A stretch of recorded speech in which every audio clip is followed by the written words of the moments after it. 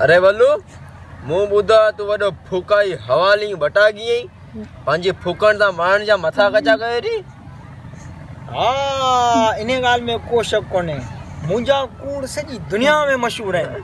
मूं कूड़नि ते Oscar award खयो आहे। तोखे ख़बर आहे मुंहिंजे निराण ते कूड़नि जो ठपो लॻल आहे। अच्छा ईअं आहे छा?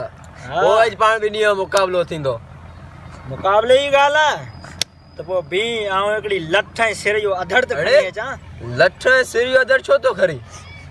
मुक़ाबिलो आहे न, घटि में घटि सिर ऐं लठ सां मथो त फाड़िया नहीं। अरे बाबा विरण जो मुक़ाबिलो थोरी थो चवां। विरण जो न त पोइ कहिड़ो मुक़ाबिलो चई थोड़े? माण्हू आई मश्किरो आई पेड़ी जा मेलनि में खजड़ा मसवाड़ ते ॾींदो हुए छा? अरे फूकन ऐं हवा जो मुक़ाबिलो थो करणु चाहियां। ॾिसूं था ॿिन्हिनि में वॾो फूकाई केरु थो थिए। अच्छा त इहा ॻाल्हि आहे। पोइ हल ला कपिड़ा। अरे कपिड़ा छो लायां? बाबा हल हल कपिड़ा लाए इन्ही करे जो हल तला में था हणी फूकूं हणूं। अरे बाबा तला में न सुके में छोड़े तला में छो कोन थो हणी? तला में तोखे मच्छूं मेणा ॾींदियूं छा? हाँ मुंहिंजी ॻाल्हि त ॿुध। एॾो कारो छो आहीं? रोडनि तां डामर लाईंदो आहीं छा? अरे तूं ॿियनि ॻाल्हियुनि खे छॾ।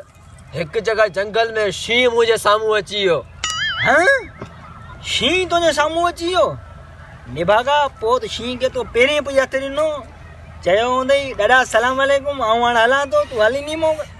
अरे न शींहुं मूंखे पहिरें पई हथ ॾिनो चयईं कारा चङो जो ॾींहं में निकितो हुई अगरि राति जो निकिरी आहे त मुंहिंजा हाउ फाड़े छॾी आहे। हाँ इहा ॻाल्हि आहे।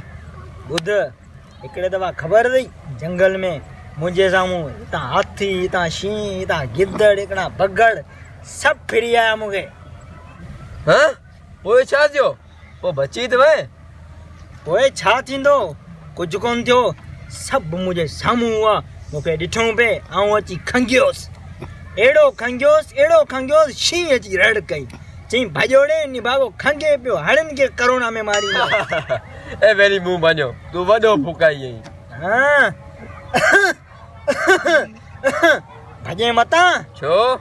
तोखे बि करोना में मारींदोसि। दोस्तों अगर तव्हांखे असांजी वीडियो पसंदि आई हुजे त असांजे चैनल सिंधी क्रिएटर्स टीवी खे सब्सक्राइब कयो, लाइक कयो, फॉलो कयो ऐं शेयर कयो, कमेंट कयो। Thank U.